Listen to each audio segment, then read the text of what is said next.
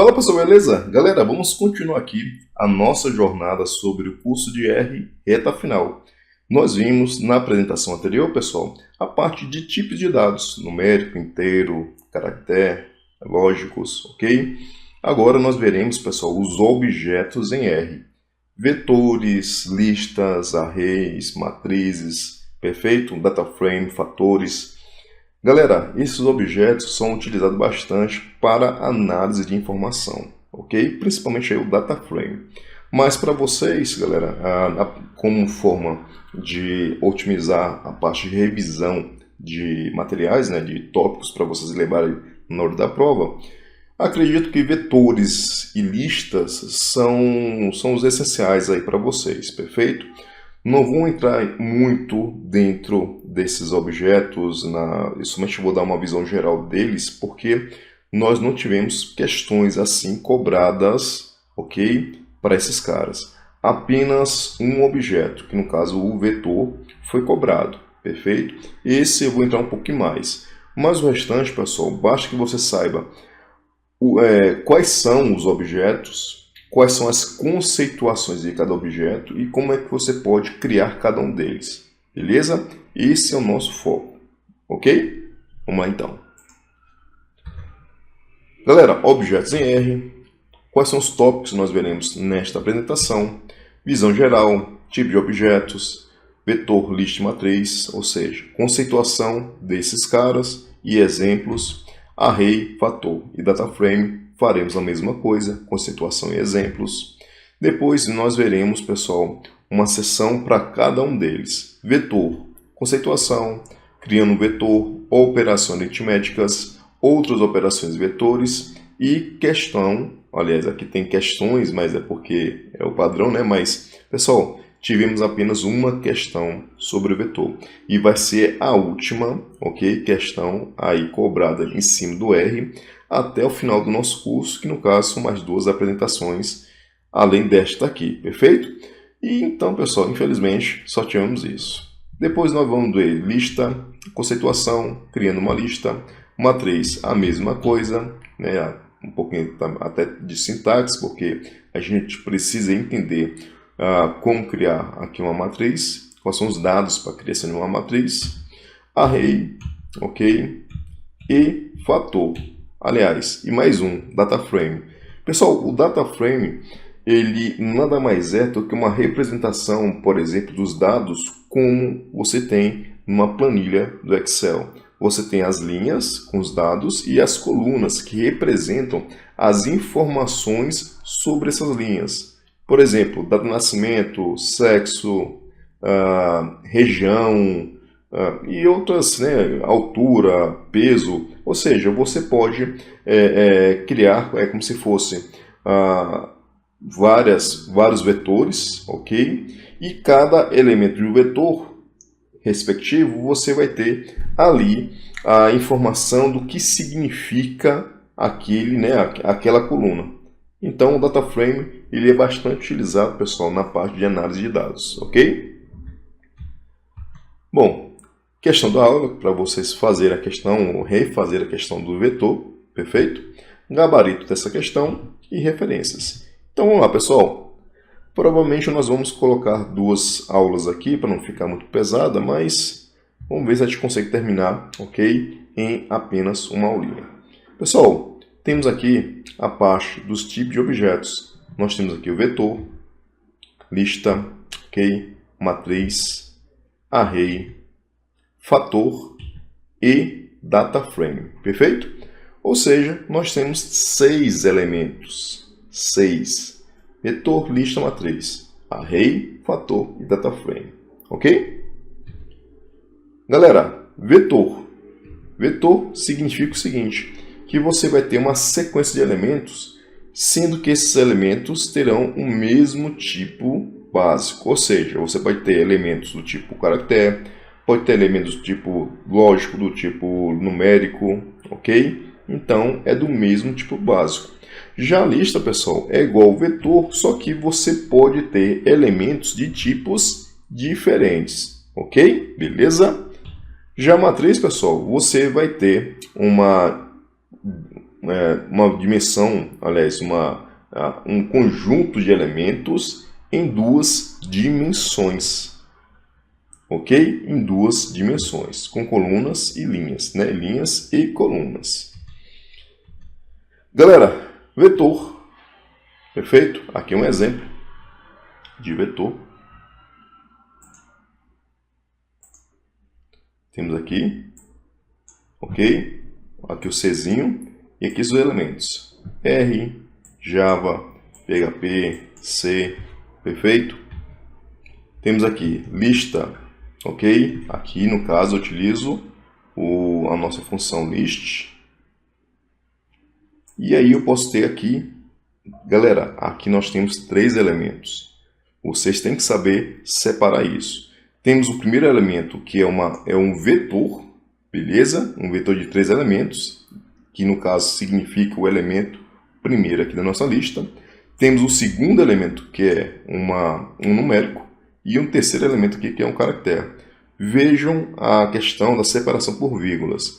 As vírgulas vão delimitar aí os seus elementos, beleza? Então, aqui é a vírgula mais externa, beleza? Perfeito?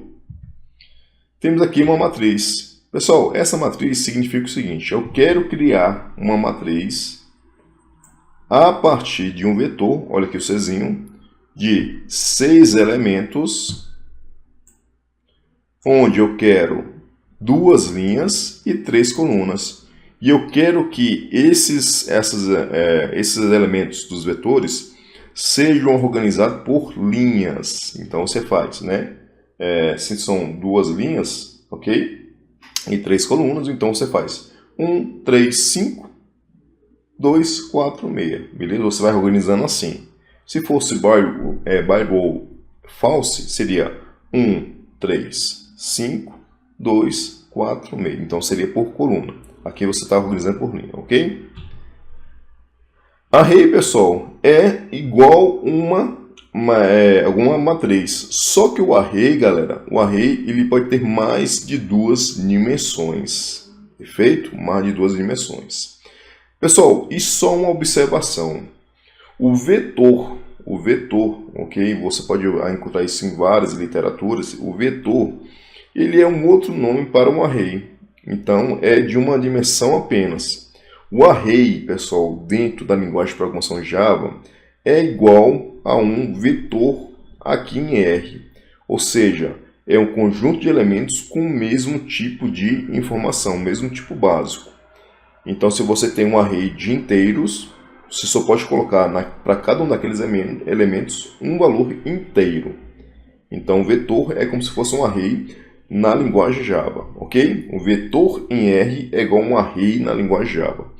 Só que, para o R, pessoal, o array, ele é uma matriz, ok? Só que de mais de 2 dimensões, porque a matriz você já tem a linha e coluna. E um array você pode ter mais de uma dimensão, olha, mais de 2 dimensões. Perfeito, galera? Então, só tome cuidado nessa parte de array, do array em relação ao R e do array em relação ao Java, por exemplo, para a gente não ter uma confusão, beleza? Pessoal, o fator, você vai utilizar o fator para você categorizar elementos, beleza? De um vetor. Por exemplo, se o seu vetor tem vários elementos masculino e feminino, ok, que se repetem, masculino, feminino, masculino, masculino, esses elementos, né, essas informações, masculino e feminino, você pode definir um fator para categorizar. Mesmo que você tenha um vetor com vários elementos, né, que se repetem masculino e feminino, ele, né, para o R, quando você cria um fator, ele vai falar o seguinte: beleza, são só 12 informações que se repetem, masculino e feminino. O fator vamos categorizar masculino e feminino, beleza? É como se fosse o seguinte, é como se fosse uma categorização.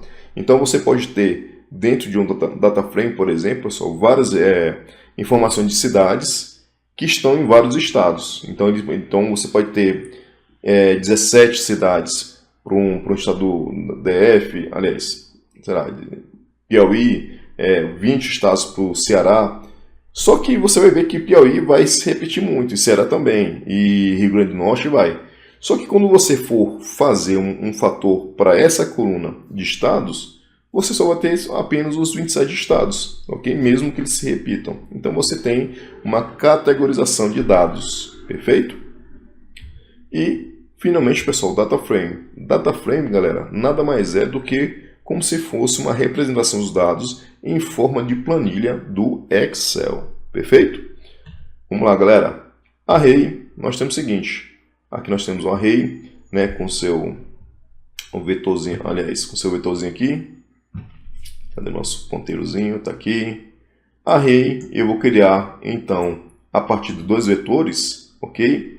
Com a dimensão aqui de 3 por 3 de duas dimensões. Então, nós temos duas dimensões.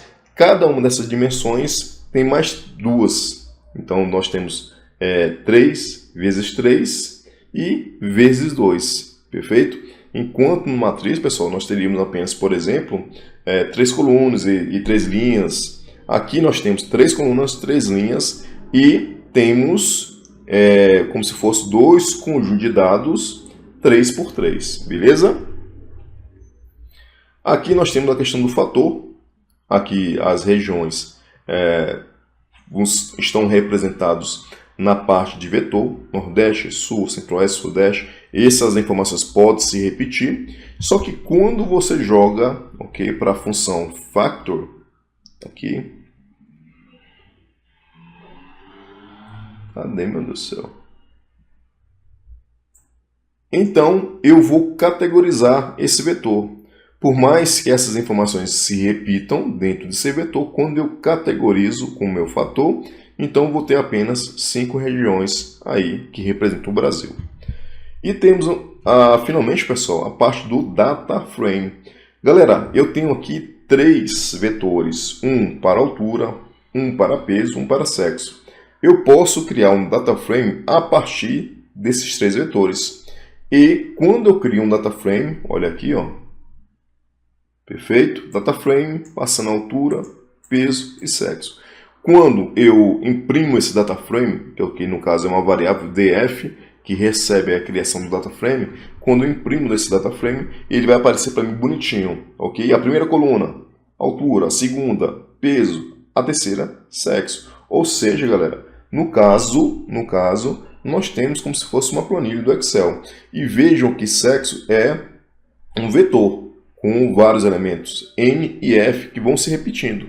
Só que quando você aplica para um data frame, ele vai entender que você tem vários elementos que se repetem, então ele é como se ele estivesse criando um fator dentro do data frame. Então a coluna sexo, por exemplo, ela pode ser categorizada em M ou F.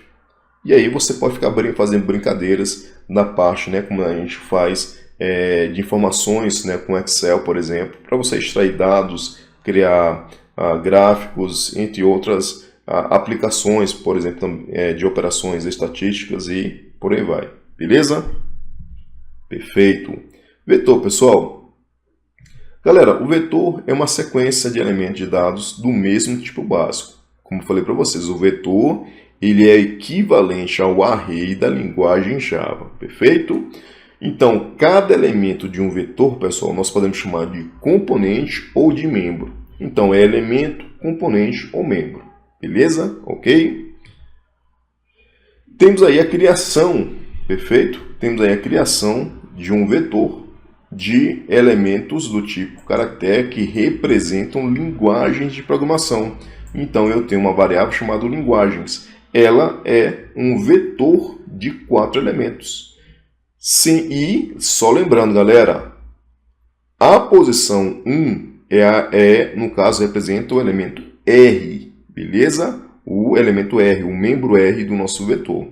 Se fosse em Python, seria a posição 0, perfeito?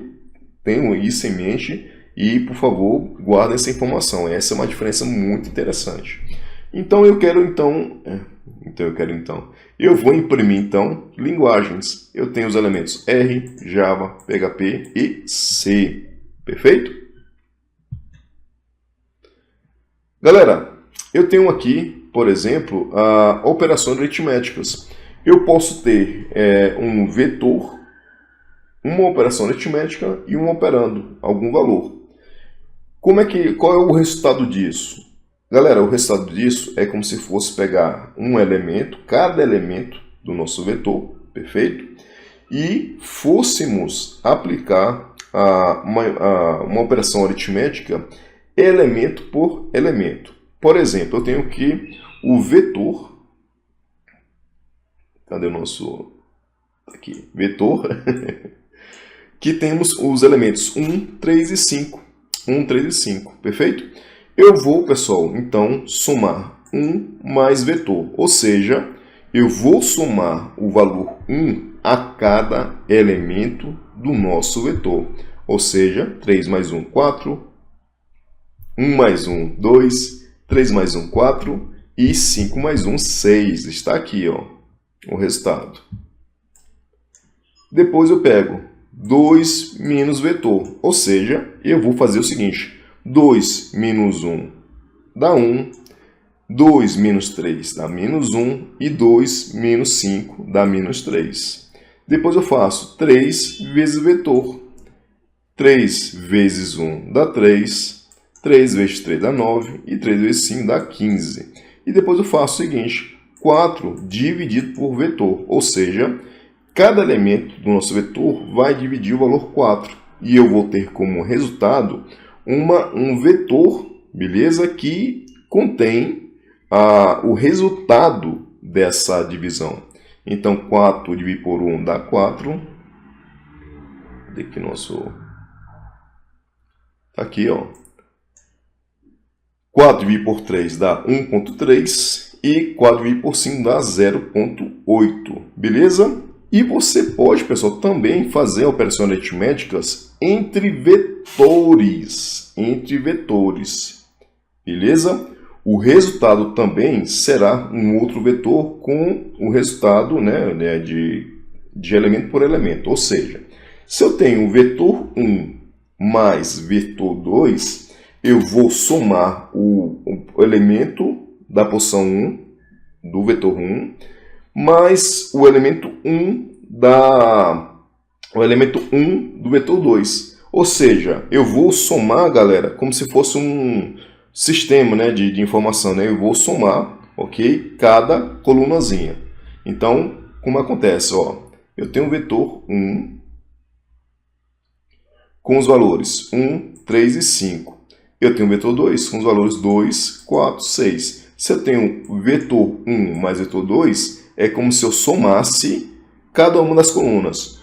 1 mais 2 é 3, 3 mais 4 é 7, 5 mais 6 é 11.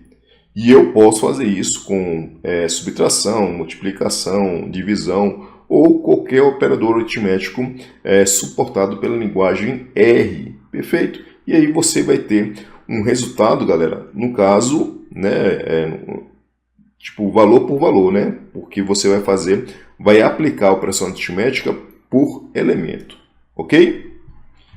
E finalmente, pessoal, você pode ter, por exemplo, outras operações para que você possa encontrar, ok? Você possa ter resultados interessantes. Por exemplo, eu posso querer fazer a raiz quadrada do vetor, ou seja, eu vou fazer a raiz quadrada de cada um dos elementos. Está aqui, ó, o resultado. Eu posso fazer log na base 10 de vetor. Está aqui o resultado para cada um dos elementos. Log na base 2 para cada um dos elementos do vetor. Ok? O vetor com os elementos 1, 3 e 5. Eu posso encontrar o máximo, a informação maior desse vetor. No caso de 1, 3 e 5 é 5. O mínimo, ok?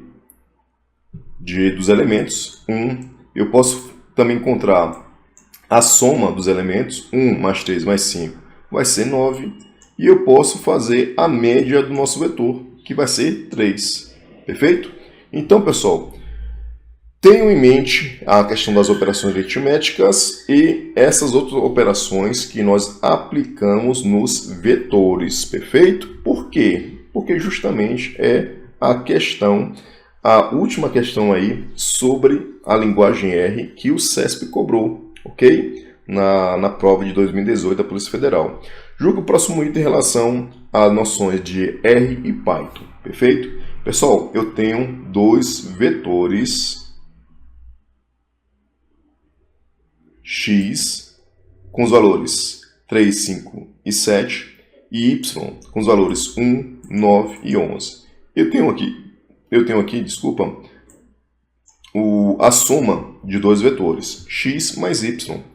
Galera, se eu tenho x mais y, ele quer a soma de elemento por elemento, né? Aliás, ele quer a soma de posição por posição. Então, o resultado disso vai ser um vetor, onde cada uma das posições desse vetor de resultado será o total da soma de elemento por elemento. 3 mais 1 vai ser 4, ok? Na posição 1. Na posição 2 nós temos 5 mais 9 vai ser 14.